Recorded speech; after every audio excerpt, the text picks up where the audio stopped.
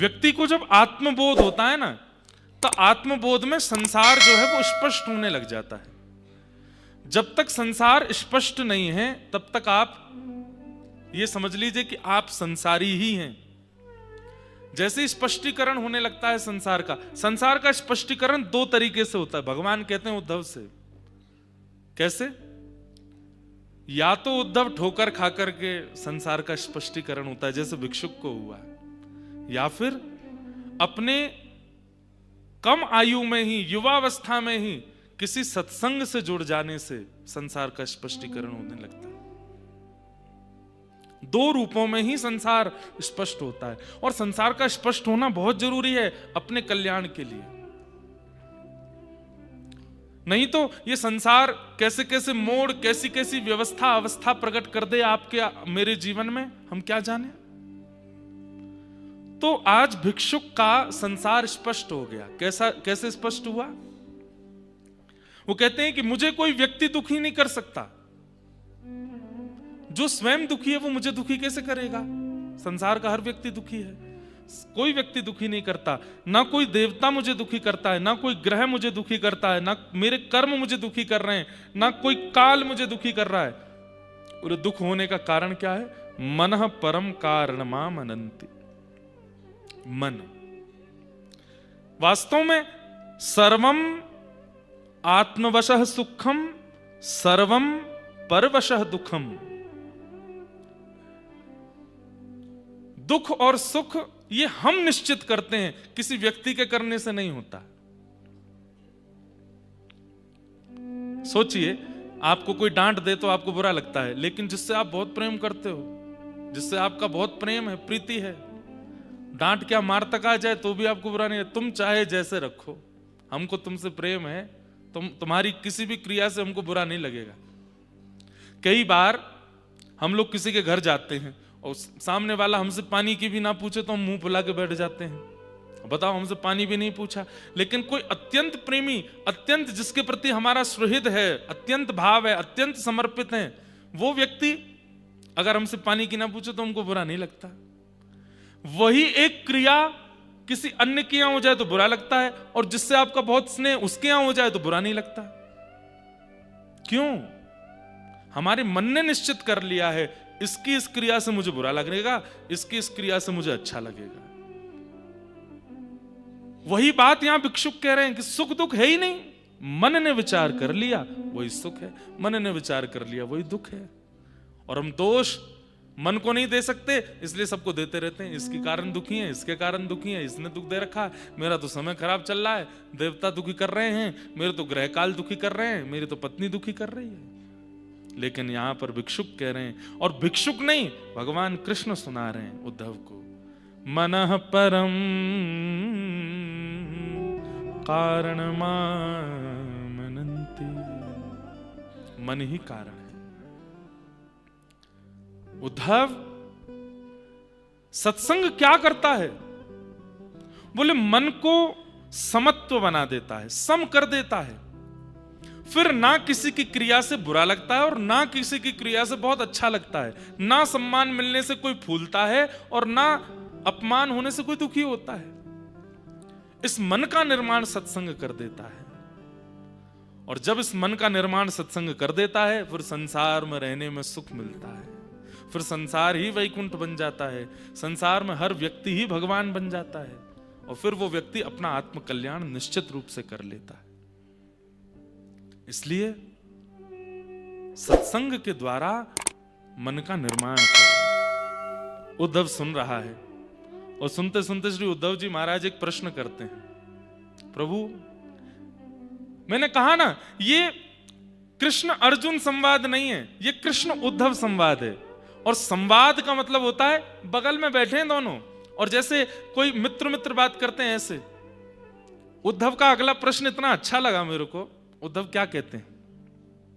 ठाकुर जी, बोले जी आप भगवान हैं, आप परमात्मा हैं, आप ईश्वर हैं। मानव का कल्याण हो चाहे ना हो, इससे आपको इतनी चिंता क्यों रहती है? मुझे यह बताइए। क्या पूछ रहे हैं उद्धव? मानव अपना कल्याण करे, सदगति करे, चाहे अधोगति करे, आपको इतना फर्क क्यों पड़ता है? मैं इतनी देर से आपके पूरे प्रवचन को सुन रहा हूं और मैंने ये चीज आपकी आंखों में, आपकी बातों में, आपके शब्दों में देखी कि मानव कल्याण करे, इसके लिए आप बड़े चिंतित रहते हैं। क्यों? खरबों अरबों लोग हैं संसार में, और उसके बाद भी पशु भी हैं, पक्षी भी हैं, मछलियां भी हैं, सब हैं, सब आपसे ही प्रकट हुए, पर मानवों की इतनी चिंता आपको क्यों रहती है? और ये मानव जो कि इतना दुष्ट है, सारे गलत काम करता है, जिनके आप मना करते हो वो सब करता है, फिर भी आपको इसकी इतनी चिंता क्यों होती है? कितना अच्छा प्रश्न है ना। आपको मानव कल्याण से क्या मिलेगा? आप तो फिर भी परमात्मा हो, और मानव कल्याण नहीं होगा तो भी परमात्मा हो। आपको कुछ मिलना तो है नहीं, तो फिर आपको इतनी चिंता क्यों? होने दीजिए ना अधोगति इंसान की। ठाकुर जी बोले नहीं उद्धव। श्री भगवान वाच, भगवान कह रहे हैं क्या कि मन लक्षणमिमं कायम लब्ध्वा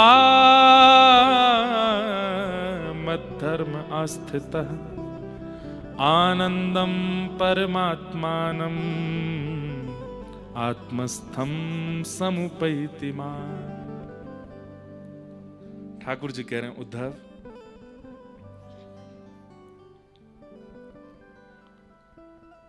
मैं बहुत प्रेम करता हूं मानवों से। मैंने बनाई पूरी संसार है, पूरी सृष्टि बनी है, पर ये मानव, इससे मेरे को इतनी रुचि क्यों है पता है? क्योंकि मैंने इसको अपने जैसा बनाया है। मन लक्षणमिमं, मेरे जैसे लक्षण हैं इसके अंदर। कौन कौन से लक्षण हैं ठाकुर जी में? ठाकुर जी कह रहे हैं, जैसे आप लोगों ने शायद अनुभव किया हो, कई लोगों को शायद पता भी होगा, मैं लिख के भी लाया, जैसे भगवान शंख चक्र धारण करते हैं। हमारे शरीर की कई रेखाओं में भी कहीं कहीं शंख चक्र अंकित होता है, और रेखाओं में अंकित ना हो तो कई लोगों के सिर के इधर भाव में कहीं किसी के चक्र का निर्माण होता है, कहीं किसी के शंख का निर्माण होता है। तो जिस प्रकार ठाकुर जी शंख चक्र युक्त हैं, मानव की भी शंख चक्र उसके अंग पर होते हैं। इससे ये बात प्रमाणित होती है, जैसे चित्रकार चित्र बना करके नीचे अपना नाम लिख देता है या अपनी कोई डिजाइन बना देता है कि ये मेरा है, ऐसे ही भगवान के लक्षणों से युक्त हैं हम। तो शारीरिक लक्षण शंख चक्र, जैसे ठाकुर जी के वैसे हमारे। दूसरे नेत्र हैं, नासिका है, मुख है, कान है। भगवान कहते हैं बना तो पूरी संसार है, पर मानवों के नेत्र कान आंख नाक क्यों है? जो प्रिय होता है उसको ही तो अपने जैसा बनाया जाता है। मैंने अपने जैसा बनाया। अब बात करो तुम स्वभाव की, तो मेरा स्वभाव कैसा है? शांताकारम, मैं शांत रहता हूं। मानव का भी स्वभाव शांत है। किसी भी व्यक्ति को हल्ला प्रिय नहीं होता, किसी भी मानव को बहुत शोर प्रिय नहीं होता। चाहे शोरों में रहने वाले मानव भी हों, वो भी लौट करके एक दिन शांति को प्राप्त करना चाहते हैं। एक बात बताएं, गीता में भगवान कहते हैं व्यक्ति सुख के लिए भाग रहा है, लेकिन ये गलत है। सुख उसका डेस्टिनेशन नहीं है, तो शांति है। सुख क्या है? बहुत बड़ा घर बन जाए सुख है, बहुत बड़ी गाड़ी मिल जाए सुख है, अपना हवाई जहाज हो जाए सुख है, अपना हेलीकॉप्टर हो जाए सुख है, सुंदर पत्नी हो जाए सुख है, सुंदर बच्चे हो जाए सुख है। लेकिन जिन लोगों के पास ये सारी चीजें, वो सुखी हैं ना? सुख डेस्टिनेशन है ही नहीं हमारी, सुख गंतव्य है ही नहीं हमारा। हमारा गंतव्य शांति है। और सुख की प्राप्ति कब होती है? जब बहुत चीजें जीवन में आ जाएं, तब सुख मिलता है। बहुत साधन इकट्ठे करने से सुख की प्राप्ति होती है, पर शांति त्याग से होती है। दोनों उल्टे हैं। हम चाहते कुछ शांति जैसा ही हैं, पर शांति नहीं चाह रहे हैं, हम सुख की कामना कर रहे हैं, इसीलिए तो बढ़ाते जा रहे हैं। जीवन में भार, इसका भी, उसका भी, ये भी, वो भी, ऐसा भी, वैसा भी। भगवान कह रहे हैं शांति हमारा गंतव्य है। और शांति की प्राप्ति कैसे होती? बोले त्यागात शांति अनंतरम। त्याग से शांति मिलती है। तो भगवान कह रहे हैं मन लक्षणामिमं कायम लब्ध्वा मद्धर्म अस्थिता। वो मेरे लक्षणों से युक्त है उद्धव, उसका कल्याण जब नहीं होता। भगवान कहते हैं सबसे ज्यादा कष्ट मुझे होता है जब संसार के अरबों खरबों जीवों में भी एक व्यक्ति अपना कल्याण नहीं कर पाता, मुझे बहुत पीड़ा होती है। लेकिन जब मानव अपने कल्याण के मार्ग पर निकलता है, सिर पर उर्ध्वपुंड धारण करता है, मेरी कथाएं श्रवण करता है, मेरे धाम आता है, पवित्र नदियों में स्नान करता है, अपने विकार और अपने विचारों को शुद्ध करने का प्रयास करता है। उद्धव, मुझे भोग प्रिय नहीं लगता, मुझे वस्त्र प्रिय नहीं लगता, मुझे मालाएं प्रिय नहीं लगती, मुझे आरती प्रिय नहीं लगती, लेकिन एक व्यक्ति जब सद्मार्ग पर चलता है, मेरा नृत्य करने का मन होता है, मैं बहुत प्रसन्न होता हूं। क्यों? मुझे लगता अब ये मेरे पास आएगा, अब ये मुझे प्राप्त कर लेगा। अरे वो मेरा साथी है। साथी कैसे? ध्यान से सुनिए बंधु, जिन माताओं को जाना हो वो पीछे ही बैठ जाया करो। बीच में उठते हैं तो फिर बीच वाले लोगों को दिक्कत होती है। अभी भी जिनको पहले निकलना हो ना, वो पीछे ही बैठ जाना, बीच में नहीं उठना। क्योंकि हम पूरी दशा देख लेते हैं, उद्धव कृष्ण बैठे हैं और बीच में एक माता जी सौल उड़ाती हुई निकलती हैं, तो फिर लगती है कि ऐसे सौल डाली ठाकुर जी के मुंह पे पड़ी। ठाकुर जी इतना सुंदर संवाद सुना रहे हैं, सुन के जाओ। संवाद क्या सुने, यहां पे साक्षात बैठे हैं उद्धव और कृष्ण, उनको देख लेंगे, उससे कुछ नहीं होगा। उद्धव कृष्ण को देखो बाद में, पहले उनकी बातें तो सुनो। इतना अच्छा विषय। ठाकुर जी कहते हैं उद्धव, जीवात्मा और परमात्मा, ध्यान से सुनिएगा, जीवात्मा और परमात्मा ये दोनों एक ही घोंसले के दो पक्षी हैं। एक ही घोंसले के दो पक्षी हैं। कौन? जीवात्मा और परमात्मा। क्या होता है एक दिन? बोले जीवात्मा रूपी जो पक्षी है अपने घोंसले से एक दिन नीचे देखता है, और नीचे जब सृष्टि को देखता है तब वो परमात्मा से कहता है, अरे सुनो सुनो सुनो मित्र, मैंने कुछ अच्छा देखा। बोले क्या देखा? देखो कितने अच्छे पहाड़ हैं, कितनी अच्छी नदियां हैं, कितने अच्छे शहर हैं, कितने अच्छे बगीचे हैं, कितने अच्छे मैदान हैं। और फिर वो प्रकृति को दिखाते दिखाते जब प्रकृति का नाश करने वाले मानव की ओर जाता है, देखो ना ये कितना अच्छा आदमी है, इसके संबंध पत्नी से कितना प्रेम करता है, बच्चों से कितना प्रीति करता है, बुआ फूफा, ये सारे संबंध देखने के बाद में वो जीवात्मा रूपी पक्षी जो है मचलने लगता है। परमात्मा रूपी पक्षी उसके सिर पे हाथ धरता है, बोले दूर से ही अच्छा लग रहा है, भीतर से अच्छा नहीं है ये सब। जीवात्मा कहता है नहीं नहीं नहीं, ये तो बहुत अच्छा है, सुनो मैं जाऊं। परमात्मा रूपी पक्षी कहता है नहीं, यहां जाओगे तो इन्हीं के जैसे हो जाओगे और फिर तुम मुझे भूल जाओगे, मुझसे दूर हो जाओगे। तब जीवात्मा कहता है तुमसे दूर कैसे चला जाऊंगा मैं, और तुम्हें कैसे भूल जाऊंगा, तुम तो मेरे साथी हो। मैं जाऊंगा थोड़ी देर घूम के फिर आ जाऊंगा। परमात्मा फिर कहते हैं नहीं, वहां मत जाओ, ये संसार दूर से देखने में सुंदर है, पकड़ लेगा तुमको, लौट के नहीं आ पाओगे मेरे पास। मैं आ जाऊंगा, मुझे मार्ग पता है, और तुम मेरे अति प्रिय हो, तुम्हें मैं कभी नहीं भूल सकता। बार बार परमात्मा के मना करने पर भी उद्धव वो जीवात्मा जिद करता है। तो परमात्मा तो जानता है कि ये वापस लौट के नहीं आएगा। जाते जाते कह देता है बीच बीच में थोड़ा संदेशा भेजते रहना मेरे पास, मुझे तुम मत भूल जाओ। परमात्मा बोले मेरी चिंता मत कर, मैं तुझे नहीं भूलूंगा, अपनी चिंता कर। वो चला जाता है।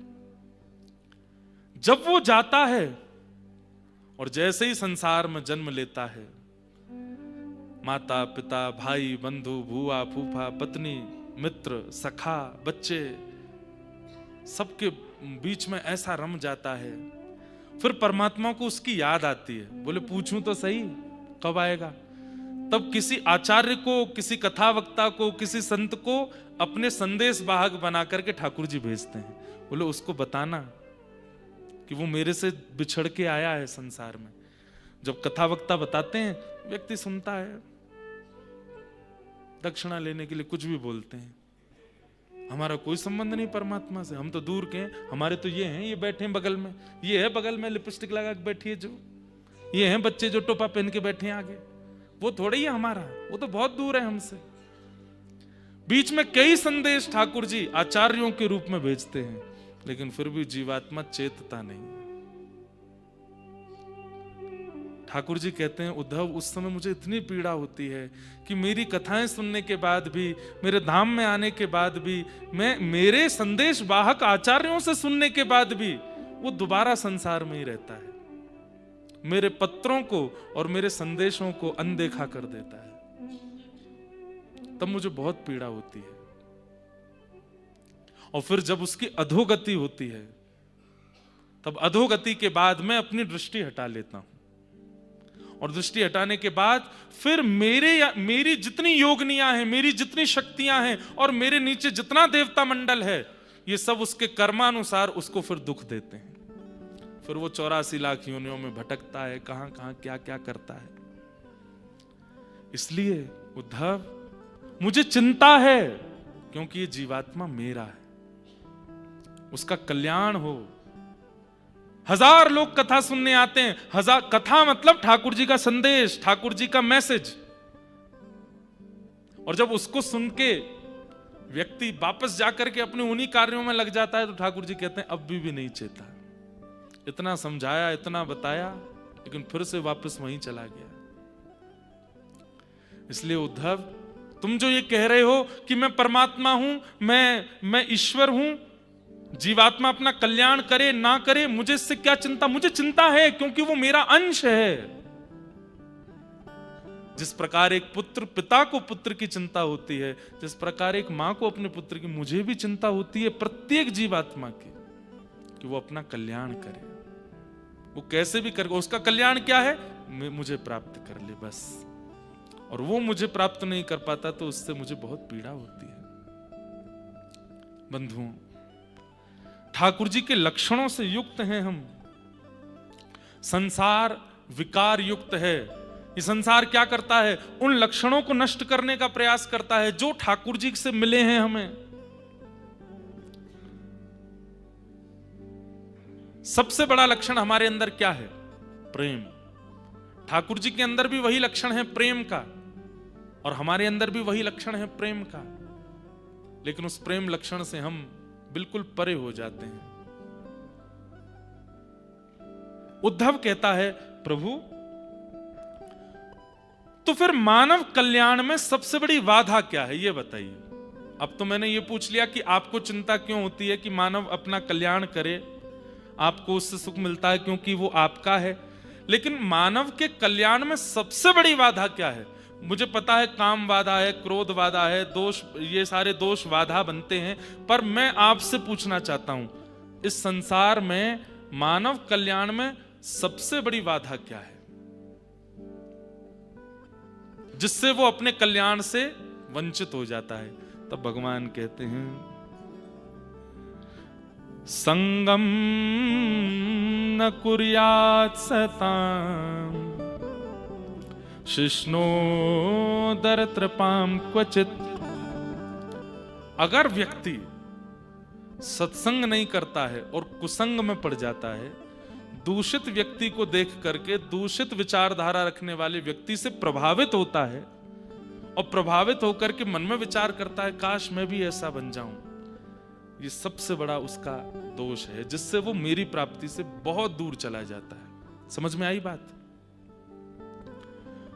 कुसंग और कुनीति से रहने वाले लोगों के प्रति आकर्षण बढ़ना हमारा। आजकल क्या होता है, सोशल मीडिया के द्वारा आदि आदि इतने साधन है, उनके द्वारा हम उनके प्रति आकृष्ट होते हैं जो थोड़े विचारों में सनातनी नहीं है, जो विचारों में दूषित क्रिया करते हैं, थोड़ा अलग तरीके का भाव व्यवहार रखते हैं, हम उनसे आकर्षित हो जाते हैं और उनसे आकर्षित होकर उन्हीं की तरह रहने लगते हैं, जिसके कारण भगवान कहते हैं मानव अपने कल्याण से सबसे ज्यादा वंचित हो जाता है। बड़े बड़े शहरों में आजकल युवा बिना विवाह के ही जिनसे प्रेम है उनके साथ रहने लगते हैं। अब ये कहां से शुरू हुआ? किसी से प्रभावित हो गए, वेस्टर्न कल्चर से प्रभावित होकर के वो आज भी करने लगे। उस पर हमारे वृंदावन के एक संत ने कह दिया तो कितने लोग उनके पीछे पड़ गए, कितने लोगों ने उनके बारे में गलत सलत कहना शुरू कर दिया। यही है, ठाकुर जी कहते हैं सबसे बड़ा अपने कल्याण में जो वादा है वो ये कि कुसंग और कुनीति से रहने वाले लोगों से व्यक्ति प्रभावित होते हैं और सत्संग और सुनीति बताने वाले लोगों का विरोध करने लगते हैं। उद्धव, सबसे बड़ा आत्म कल्याण में ये वादा है। आप किससे प्रभावित होते हैं, किसको देख करके जीते हैं, किसको देख करके आप आनंदित होते हैं, यहां से निर्णय होता है कि आप कैसे हैं। भगवान कहते हैं संग दोष के कारण उद्धव व्यक्ति अपने कल्याण से वंचित होता चला जाता है और इसी संग दोष का शिकार हुए हमारे पूर्वज। कौन? सुद्युम्न। भगवान ने अपने एक पूर्वज की कथा सुनाई, जिन सुद्युम्न को ही ऐल कहा गया, और ये श्रीमद् भागवत का अंतिम गीत है। पहला गीत रुद्र गीत, दूसरा वेणु गीत, तीसरा गोपी गीत, चौथा भ्रमर गीत, पांचवा युगल गीत, छठवा भिक्षुक गीत जो हमने कल सुना, और ये अंतिम है ऐल गीत। क्या नाम है? ऐल गीत। इनकी कथा सुनो। ये ऐल कौन है? चारुकेसी।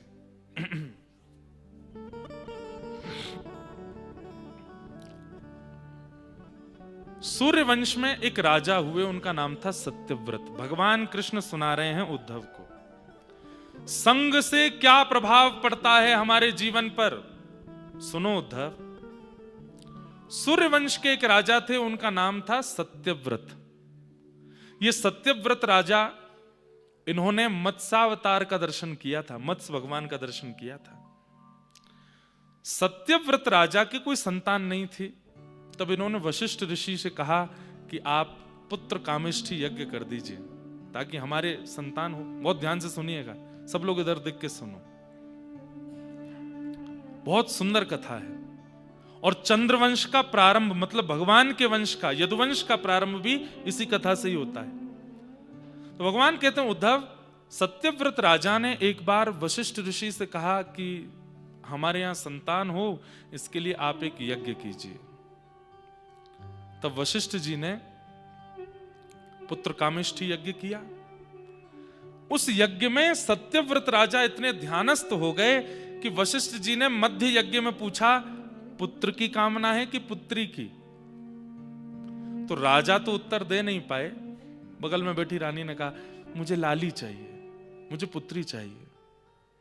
और वशिष्ठ ऋषि बोले ठीक है, और उन्होंने उसी प्रकार के मंत्रों का उच्चारण किया कि इनके घर एक पुत्री का जन्म हो। यज्ञ समाप्त हुआ, राजा का ध्यान खुला। उन्हें तो पता ही नहीं था कि यज्ञ के बीच में पत्नी ने पुत्री की कामना की है। वे तो यही विचार करके बैठे थे कि पुत्र होगा। कुछ महीने बीत जाने के बाद जब रानी के गर्भ से पुत्री ने जन्म लिया तो राजा दुखी नहीं हुए, लेकिन मन में सोचने लगे, जब पुत्र कामेष्ठी यज्ञ कराया था और ये कहकर के कराया था कि वंश वर्धन हो, तो फिर पुत्री क्यों हुई? उस पुत्री का नाम रखा गया इला। क्या नाम रखा? इला। वशिष्ठ ऋषि आए आशीष देने, भाई संतान हुई है।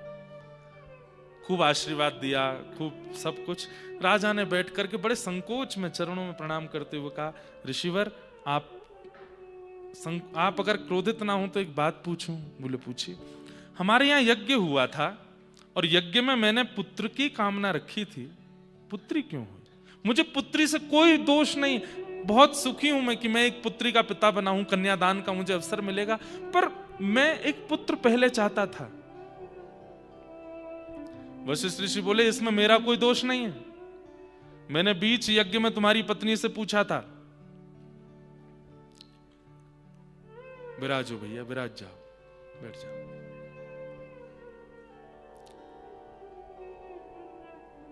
बैठ जाओ। क्या बता रहा था मैं? कहां था? जल्दी बताओ। हैं? हाँ, बैठ जाओ, बैठ जाओ। कथा में बीच में ऐसे वो नहीं करते, बैठ जाओ। तो वशिष्ठ ऋषि बोले, एक तो सूर्यवंश चंद्रवंश की कथा में इतने नाम हैं, वैसे ही भूल जाते हैं कहां चल रही थी। तो वशिष्ठ ऋषि बोले, मेरा कोई दोष नहीं है। तुम्हारी पत्नी से मैंने पूछा था, तुम ध्यान में बैठे थे कि पुत्र की कामना है कि पुत्री की, उन्होंने कहा था पुत्री की। नहीं नहीं महाराज, मेरा ऐसा कोई विचार नहीं। नहीं, तुम हमारे यज्ञ पर और हम पर तुम प्रश्न चिन्ह उठा रहे हो। राजा बोले, नहीं मेरी ऐसी कोई भावना नहीं। नहीं नहीं, तुम तो ये कह रहे हो। अब सुनो, मंत्र विज्ञान क्या होता है और एक ऋषि की शक्ति क्या, मैं दिखाता हूं। लाओ अपनी पुत्री को। पुत्री लेकर के आए। बोले, एक क्षण के लिए सब लोग आंख बंद करो। सबने आंख बंद की। वशिष्ठ ऋषि ने मंत्र का उच्चारण किया। बोले, आंख खोल करके देखो। और जैसे ही देखा तो वो पुत्री पुत्र बन गया। मंत्र शक्ति से उसको पुत्र बना दिया। और उसका अब नाम सुद्युम्न रखा गया। वशिष्ठ ऋषि बोले, अब तो पुत्र हो गया, आप चिंता नहीं करना। सत्यव्रत रोने लगे। बोले, मुझे क्षमा कर दीजिए, मुझे ऐसी याचना नहीं करनी। बोले, नहीं, अब तुम रहो, प्रसन्न रहो। लेकिन भैया, प्रकृति के साथ में चाहे मंत्रों से ही चाहिए, चाहे तंत्रों से ही चाहिए, खिलवाड़ नहीं करना चाहिए। प्रकृति जो दे दे उसको वैसे स्वीकार करो। क्योंकि आपको क्या पता है कि आपके कौन से कर्म का फल आपको मिल रहा है।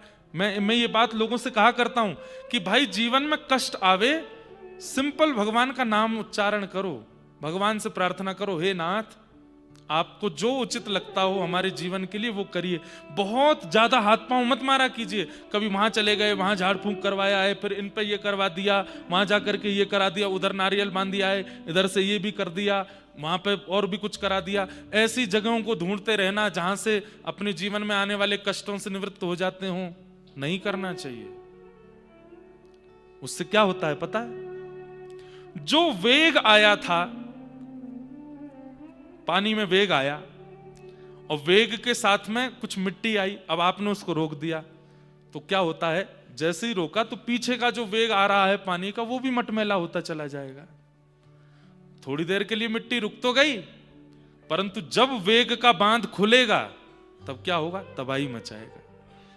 आज मेरे जीवन में कोई कष्ट आना है, मान लो मुझे यहां से उतरते हुए गिरना है, मान लो, गिरूंगा तो नहीं मान लो गिरना है,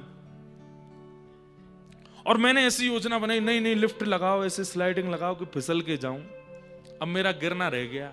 अब वो गिरना क्या होगा कि वो जो बचा है ना, जो अभी बस तनिक होना था, अब वो रुक के अगली बार जब आएगा तो और विशाल बन के आएगा, और आगे जब वो आएगा तब आप उसको सह नहीं पाओगे। इसलिए प्रकृति जो दे, चाहे वो कष्ट ही क्यों ना हो, उसको उस समय स्वीकार करना चाहिए। ज्यादा हाथ पैर नहीं बांधने चाहिए, ठाकुर जी से सीधी सरल प्रार्थना करनी चाहिए और अपने कर्मों के प्रति, कर्तव्यों के प्रति निष्ठा रख के करते रहना चाहिए। कुछ ना कुछ बस वो कर्म करके उससे निवृत्त होइए। इस प्रकार के मेरे से बोलना नहीं आ रहा है, इस प्रकार की क्रियाएं करके मत निकलने का प्रयास कीजिए, क्योंकि उतनी देर के लिए तो वो कष्ट रुक जाएगा, लेकिन जब वो दोबारा आएगा, आएगा जरूर, और जब वो दोबारा आएगा तब सह नहीं पाओगे। वही हुआ। सत्यव्रत राजा ने अपनी पुत्री को पुत्र बनवा दिया। प्रकृति ने पुत्र दिया है, अब तुम उसको पुत्र बनवाओगे, तो नाम पड़ गया उसका सुद्युम्न।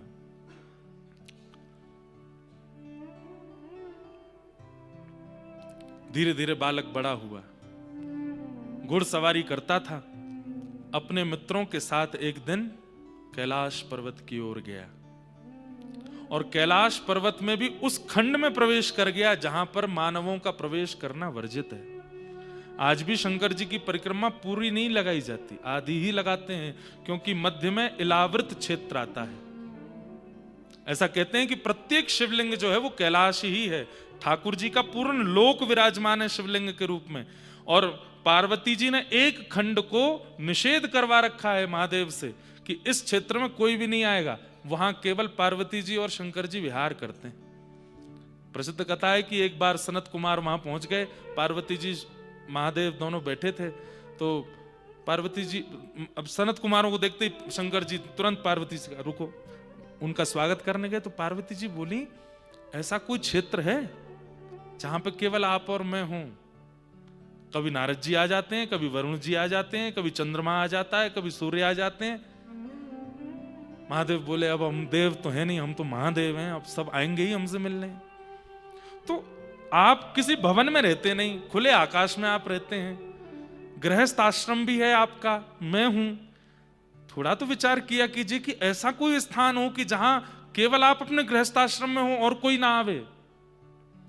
तो भगवान ने कैलाश के एक क्षेत्र को शापित कर दिया कि इस क्षेत्र में कोई भी आएगा वो सखी रूप धारण कर लेगा, स्त्री बन जाएगा, ताकि आपके मेरे विहार में विक्षेप ना हो। इसलिए महादेव की पूर्ण परिक्रमा नहीं होती, आधी ही होती है, क्योंकि मध्य में इलावृत क्षेत्र है। तो सुद्युम्न घुड़सवारी करता हुआ अपने समस्त सखाओं के साथ में जैसी कैलाश के निकट जाने लगा, सखा चिल्ला रहे, वहां मत जाओ, लेकिन नहीं माना। और क्रोध वेग के साथ जैसे ही उस क्षेत्र में प्रवेश किया, सुद्युम्न फिर से स्त्री बन गया। लौट करके जब आए तो सखा तो सारे भाग गए उसको स्त्री रूप में देख करके। रोता बिलखता सुद्युम्न अपने घर आया। सत्यव्रत राजा ने देखा ये कौन स्त्री है, और जैसे ही देखा तो मुख तो मिलता था सुद्युम्न से, लेकिन केश बड़े हैं और आकृति कुछ बदल गई। रोता बिलखता अपने पिताजी के समीप जब गया तो राजा बोले, कौन, किसकी बेटी हो तुम, ऐसे क्यों? पिताजी मैं हूं सुद्युम्न।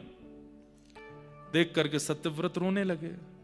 उनकी पत्नी रुदन करने, ये क्या हो गया, तुम स्त्री कैसे बन गए? पूरी बात बताई। भगवान कहते हैं कि हमारे पूर्वज सुद्युम्न, इनका फिर से नाम इला रख दिया, जो इनका बचपन में नाम था, क्योंकि पहले स्त्री थे, इसलिए उस क्षेत्र को इलावृत क्षेत्र कहते हैं। इला नाम रख दिया। और एक घटना और घटी बीच में। क्या? जब ये स्त्री बन गए थे तब चंद्रमा के पुत्र बुध, उन्होंने जब इनको देखा तो इनसे उनका स्नेह हो गया, और स्नेह के चलते उन्होंने इनसे विवाह भी कर लिया। और फिर इला के गर्भ से जो बालक उत्पन्न हुए वो चंद्रवंश कहलाया गया, वहीं से चंद्रवंश प्रारंभ हुआ। तो वो आगे की घटना है। तो हुआ क्या कि अभी आए तो स्त्री बन गए, तो फिर वशिष्ठ ऋषि को फिर बुलाया गया। वशिष्ठ ऋषि ने आकर के कहा, बोले देखो, प्रकृति जो कर दे उस पर हस्तक्षेप नहीं करना चाहिए था। प्रकृति ने इसको स्त्री बना करके भेजा था, तुमने पुरुष करवाया, अब ये फिर से स्त्री बन गया है। बोले महाराज अब तो कुछ करो, मैं संसार को क्या मुंह दिखाऊंगा, सब जानते हैं कि मेरा पुत्र है और वो पुत्र पुत्री बन गया, अब उसके लिए मैं क्या करूंगा। तब वशिष्ठ ऋषि बोले, देखो अगर मैं इसको फिर से मंत्र शक्ति से पुत्र बना दूंगा तो फिर शंकर जी के द्वारा प्रभावित क्षेत्र के नियम ना लागू होने का अपराध लगेगा। इसलिए मैं एक काम करता हूं, ये 6 महीने तो स्त्री रूप में रहेगा, 1 महीना स्त्री रूप में रहेगा, 1 महीना पुरुष रूप में रहेगा। तो 1 महीना वही सुद्युम्न बन जाते हैं और 1 महीना वही इला बन जाते हैं। लेकिन इस बीच में उनको कितना कष्ट होता था ये कौन जाने। अब बेचारे सुद्युम्न अपने सखाओं के साथ खेल रहे हैं और आज ही 1 महीना पूर्ण हुआ और आज ही वो स्त्री बन गए। अब सखा उनके सब भाग जाते, फिर वो रोते बिलखते घर आते, फिर सखियों के साथ में कहीं जाते तो वहां जाके कभी वो पुरुष बन जाते। ऐसी स्थिति उनके साथ में चलने लगी। इससे बड़े दुखी हो गए वे। और तब जब वो सुद्युम्न रूप में थे तब उनको एक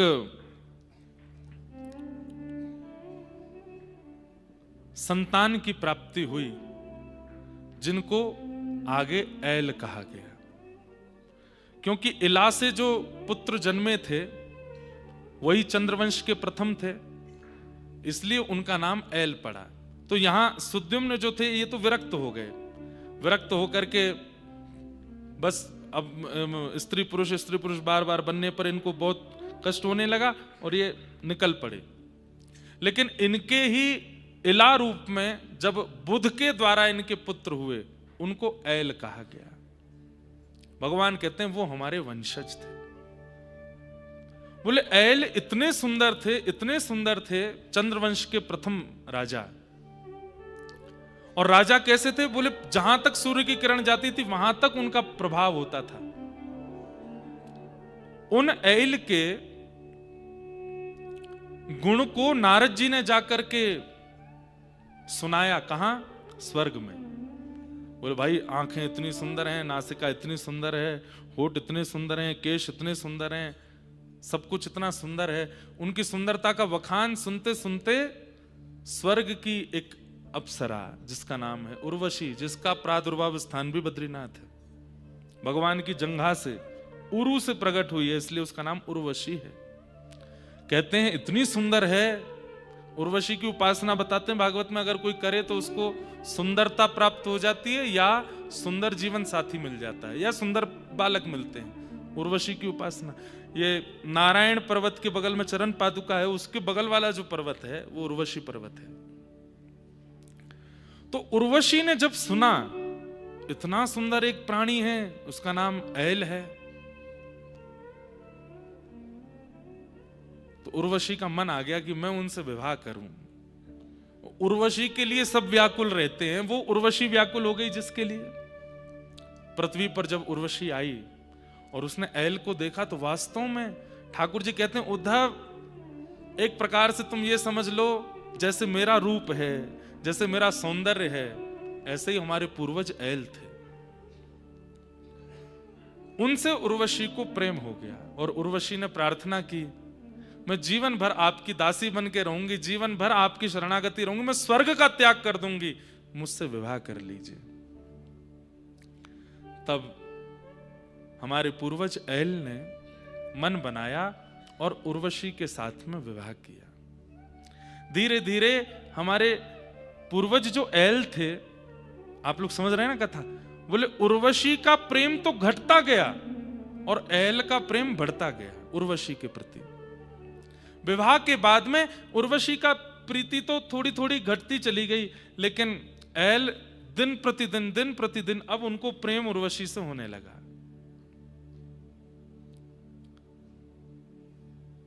उर्वशी एक अप्सरा है उद्धव,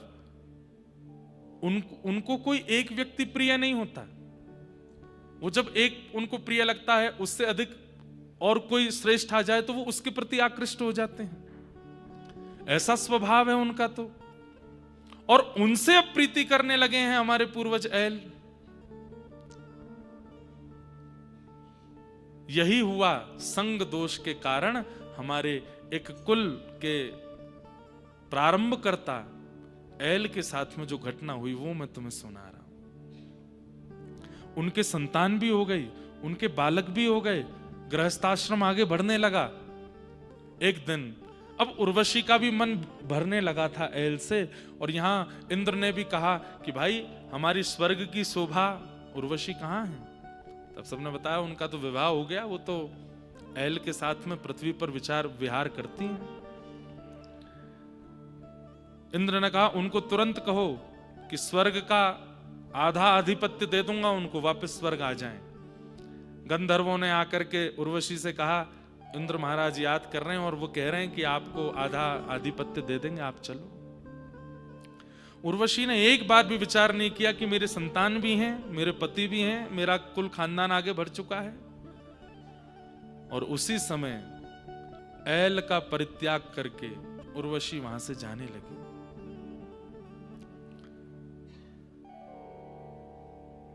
ऐल को जब ये बात पता चली कि अब ये मेरा त्याग करके जा रही हैं, तब एल ने उनके आगे खूब हाथ जोड़े, तुम जैसे कहोगे मैं वैसे रहूंगा, हमारा कुल खानदान वैसे ही चलेगा, देखो कितने सुंदर हमारे बालक हैं, तुम क्यों जा रही हो वापस, और तुम्हें जाना ही था तो तुम आई क्यों थी?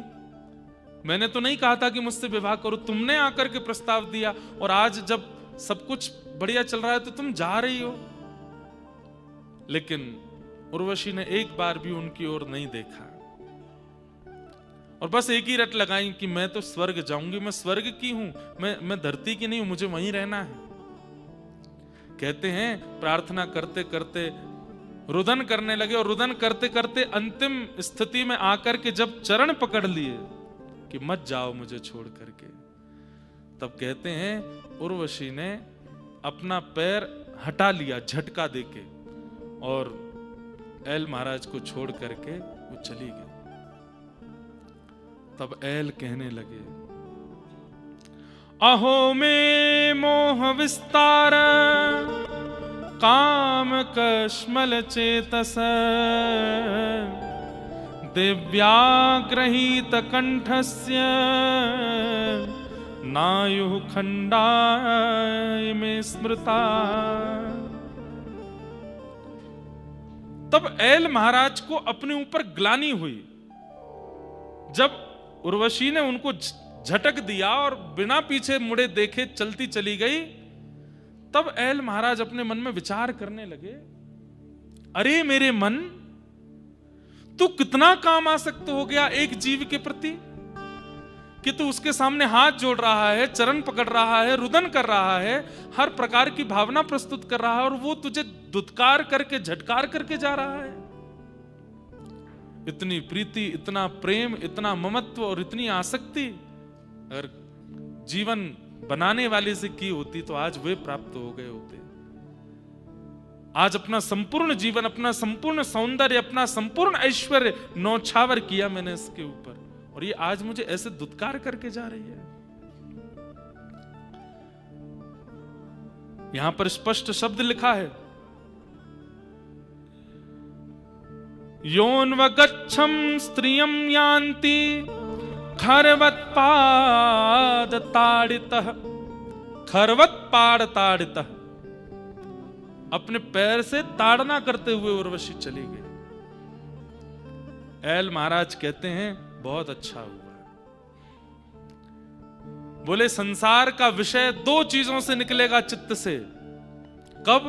बोले या तो सत्संगी व्यक्ति अपने सत्संग के द्वारा उस विषय को दूर कर दे, या फिर वो विषय ही आपको दुत्कार दे, फटकार दे या त्याग दे, तो ही आपका त्याग हो सकता है। अब तो एल महाराज प्रार्थना करने लगे, धन्य भाग्य है, धन्य भाग्य है, धन्यवाद है हे उर्वशी जो तुमने मेरा त्याग किया, मुझे संसार की सत्यता का अनुभव तो हुआ। खरवत पाड़ ताड़ित। गोस्वामी तुलसीदास जी महाराज भी ऐसे ही तुलसीदास बने। वहां पर इतना दुत्कारा तो नहीं गया, कथा तो सबको पता ही है कि गोस्वामी जी पीछे पीछे पहुंच गए थे, अपनी ससुराल में जाकर के पत्नी से ही कहने लगे तुम क्यों छोड़ के चली आई। उसने कह दिया इतना प्रेम राम से किया होता तो राम जी मिल गए होते। अस्थि चर्ममये देह यादृशी प्रीति वर्तते, तदृशी यदि रामस्या भव भीम तमाम तरे। अस्थि, चर्म, त्वचा, मांस से बने हुए शरीर से तुमने इतना प्रेम किया, रत्नावती कहती है, इतनी प्रीति यदि आनंद कंद राम से की होती तो आज मिल गए होते आपको। खरवत पाड़ ताड़िता, मतलब एक प्रकार से उन्होंने भी ताड़ा, और उसी दिन गोस्वामी तुलसीदास जी प्रकट हो गए। पूरे विश्व को मार्ग दिखाने वाले गोस्वामी जी का प्रादुर्भाव वो भी यहीं से हुआ। कालिदास नाम सुना है सबने, कविराज कालिदास। एक विद्वत्तमा नाम की एक विद्वान स्त्री थी, उसने पूरे भारत को चुनौती दी थी, अगर शास्त्रार्थ में कोई मुझे हरा देगा, जो हराएगा मैं उससे ब्याह करूंगी। और इतनी सुंदर थी वो कि उसको देखने के लिए लोग खड़े हो जाते थे मार्ग पर। लेकिन विद्वान इतनी थी कि कोई भी उसके पास जाता, धन दौलत आदि सब समर्पित करता, वो कहती ये सब नहीं, शास्त्रार्थ करो, अगर तुम हारे तो तुम बाहर चले जाना, अगर जीते तो मैं सदा के लिए तुम्हारी दासी, तुम्हारी पत्नी बन जाऊंगी, ब्याह कर लूंगी। लेकिन विद्वत्तमा इतनी विद्वान थी, उसने सबको हरा दिया। कश्मीर से लेकर कन्याकुमारी तक कोई विद्वान ऐसे बचे नहीं जिनको उसने हराया नहीं। विद्वानों को उससे हल्की चिढ़ होने लगी और सब जगह हरा करके और हंसती हुई व्यंग में कहती हुई जाती। अच्छा, उसका एक नियम और था कि वो जिस नगर में जाके जिन विद्वानों को हराती, वहां के विद्वानों को कह देती अब मैं अगली बार जब आऊंगी तो तुम सब मेरे सामने हाथ जोड़ करके खड़े रहोगे, मेरे चरणों की वंदना करोगे, पूजा करोगे। ऐसा ऐसा उसने नियम बना रखा था। बड़े बड़े विद्वानों को हरा दिया। विद्वानों ने सोचा अगर इसका ब्याह किसी महामूर्ख से हो जाए तो ही हमको शांति मिलेगी। अब तो इसका ब्याह किसी महामूर्ख से होना चाहिए। ढूंढो, मूर्ख नहीं, महामूर्ख, बिल्कुल बुद्धि से ऐसा हो कि बस कैसे भी कर। बोले ब्याह होगा कैसे? बोले वो होगा कैसे भगवान जाने, हम तो रोज आराधना करेंगे, इसका ब्याह ऐसे से ही हो। इतने ब्राह्मणों का हृदय दुखाया इसने। ब्राह्मण निकल पड़े ढूंढने के लिए कि कहां मिलेगा हमको ऐसा बेगला आदमी। तभी उन्होंने देखा कि एक पेड़ पर एक आदमी डाल काट रहा है और जिस डाल पर बैठा उसी को काट रहा है। बोले मिल गया, यही है विद्वत्तमा का पति। अगर विद्वत्तमा का इससे ब्याह नहीं हुआ तो हम लोगों का जीवन निरर्थक हो जाएगा। हमें जन्म लेके भगवान की प्राप्ति नहीं करनी, बस एक ही काम करना है, इसका ब्याह विद्वत्तमा से हो। उस आदमी को पकड़ करके ले गए और विद्वत्तमा को पत्र लिख करके भेजा कि एक बहुत बड़ा विद्वान मिला है, तुम तो बोलने वाले विद्वानों को हराती हो। इस विद्वान का नियम है, इसके इशारों को पहले समझ करके अगर तुमने हरा दिया तो ये बात करेगा, नहीं तो इशारों में ही बात करता है, बोलेगा नहीं। बहुत बड़ा विद्वान है, पहले इशारे करेगा, उस इशारे में अगर तुम जीत गई तो तुमसे बात करेगा। विद्वत्तमा बोली अच्छा इतना बड़ा विद्वान है? बोला हाँ। विद्वत्तमा आ गई, बड़ा पंडाल बनाया गया, एक मंच पे विद्वत्तमा बैठी, एक मंच पे उस व्यक्ति को खड़ा कर दिया। तो बोले प्रारंभ किया जाए शास्त्रार्थ। मौन शास्त्रार्थ, बोलना नहीं है, केवल इशारों से शास्त्रार्थ होगा। तो विद्वत्तमा ने पहला इशारा किया, सामने से जैसे उसने एक किया तो वो जो बैठा था मूर्ख, उसको सब ब्राह्मणों ने कहा, वो कह रही देख तेरे को उंगली दिखा रही है। बोले उंगली दिखा रही है? तुझको उंगली दिखा रही है? तो वो खड़ा हो गया, उसने तो अपनी 2 उंगली नहीं, बोले एक नहीं 2 तेरी आंख में डाल दूंगा। तो विद्वत्तमा बोली क्या अर्थ था इसका? तो एक ब्राह्मण बोले तुमने क्या कहा था? बोले मैंने कहा एको ब्रह्म द्वितीयो नास्ति। तो तुम्हारे ये क्या बोल रहे हैं? बोले हमारे ये बोल रहे हैं कि बोले एको हम बहुश्याम, भगवान का भी जब मन नहीं लगता तो बहुत होने का प्रयास करते हैं। बोले एक नहीं 2, बोले एक परमात्मा दूसरे जीवात्मा, दो से सृष्टि चलती है। सब ताली बजाने लगे, वाह वाह वाह वाह वाह, जीत गया। अगला करो। विद्वत्तमा ने किया तो मूर्ख बोला क्या बोल रही है? बोले यूं करिए तमाचा मारूंगी। तो उस मूर्ख ने मुट्ठी बनाई, बोले तू तमाचा मारेगी, मैं घूसा मारूंगा। तो विद्वत्तमा बोली अब क्या बोले? बोले आपने क्या बोला? बोले मैंने बोला इस सृष्टि में पंचभूत है, पंचभूत है। तुम कहते हो कि एको हम बहुश्याम, एक नहीं, भगवान है और जीवात्मा है, 2 हैं, पर जीवात्मा तो पंचभूत से बना है। बोले ये क्या कह रहे हैं? बोले ये कह रहे हैं 5 भूतों को जब एक करके एकाग्र कर दोगे तभी तो परमात्मा की प्राप्ति होगी। सब फिर से ताली बजाने लगे। विद्वत्तमा को लगा कि मेरे 2 प्रश्नों को ही इन्होंने इतने बढ़िया उत्तर दे दिए, मुना हो ये विद्वान है। वाक वाणी से जो होगा वो तो मैं बाद में करती रहूंगी, विवाह कर लेती हूं। और विद्वत्तमा राजी हो गई और उस व्यक्ति के साथ उन्होंने विवाह कर लिया। विवाह करने के बाद एक दिन दोनों छत पर जा रहे थे, तो विद्वत्तमा चढ़ रही थी ऊपर, उसका वस्त्र बहुत भारी था, तो धीमे धीमे चढ़ रही थी। तो कहना तो था सर्प सर्प सर्प, जल्दी चलो, पर अब ये तो मूर्ख ही थे, तो वो सप सप सप सप बोले, हैं सप, ये क्या बोले?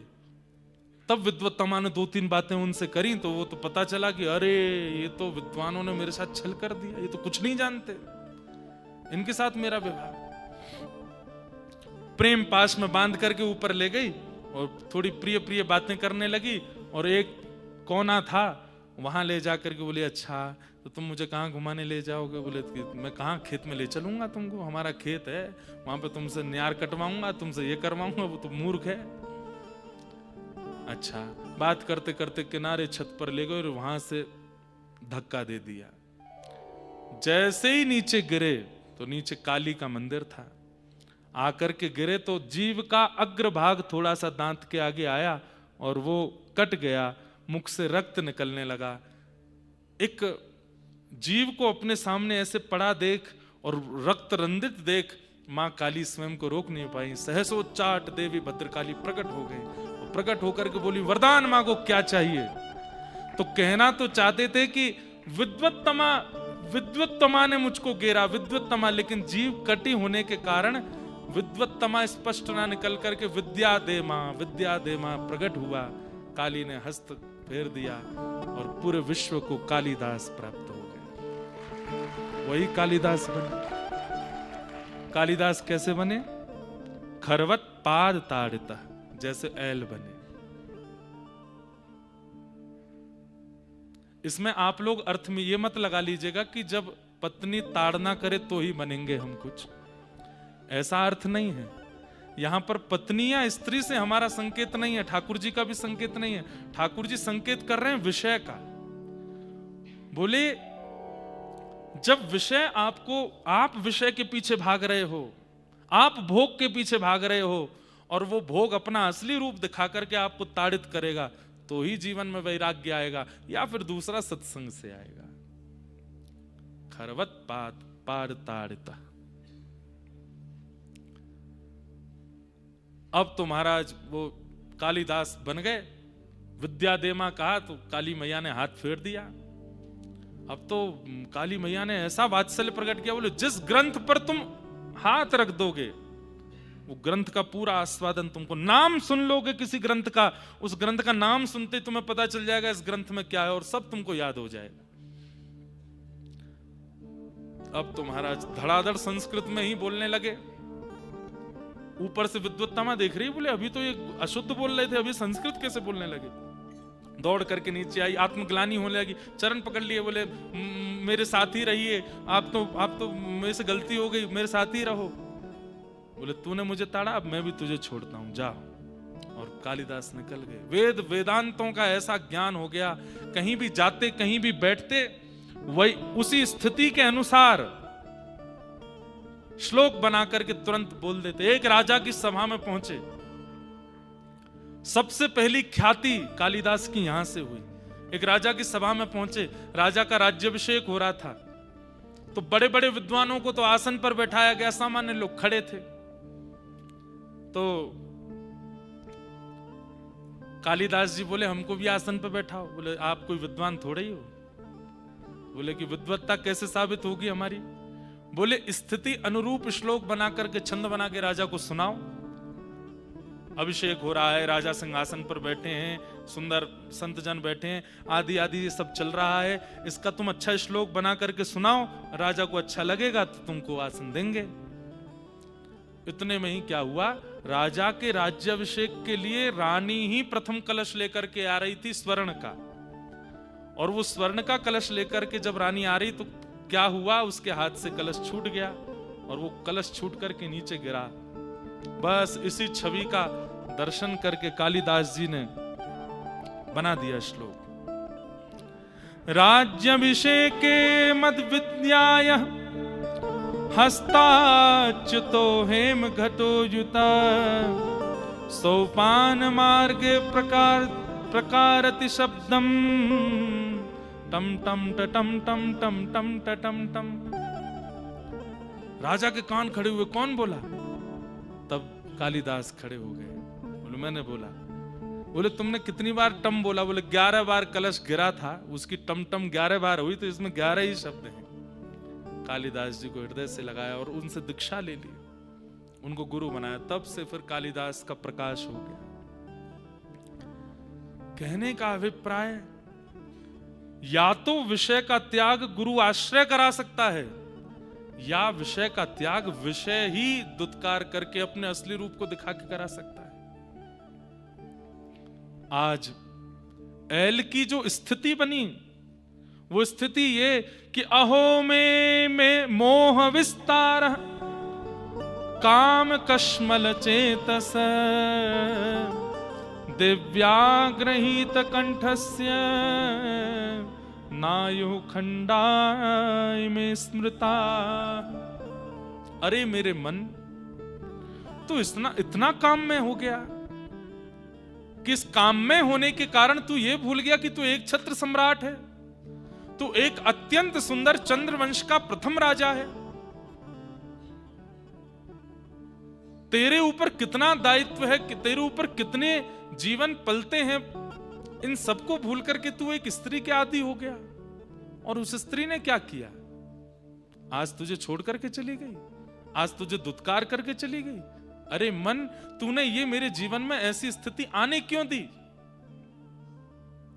अपने मन को कोसते हुए वही एल गीत गाने लगे, और एल गीत गाते गाते कहने लगे, अरे उर्वशी, तुम मेरी गुरु हो। क्यों?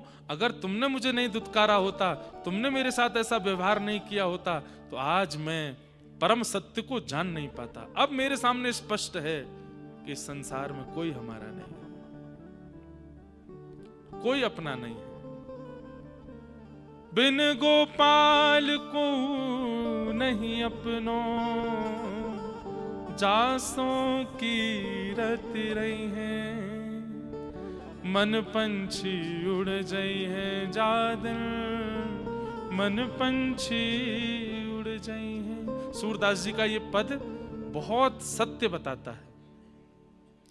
मन पंछी उड़ जाई है जादन, मन पंछी